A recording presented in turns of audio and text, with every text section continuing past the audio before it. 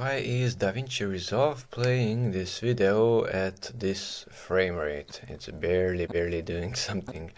So why is that? Well, it is because I reused an old project, and if we go here to the wheel icon, project settings, then we can see here at master settings, timeline frame rate is set to 30, that's fine, but the playback frame rate is set to 1, and that's why it was skipping. So it was not playing the video at 30 frames per second, but at 1 frames per second. So type in there 30 and click on the save button, and now it should play fluently. To eliminate these flashing little icons, and if I click on the video itself and go here to inspector file, you can see then the frame rate of that clip, this one on the timeline, it is indeed 30 frames per second. So make sure the video is not played at a very low frame rate here in the master settings, and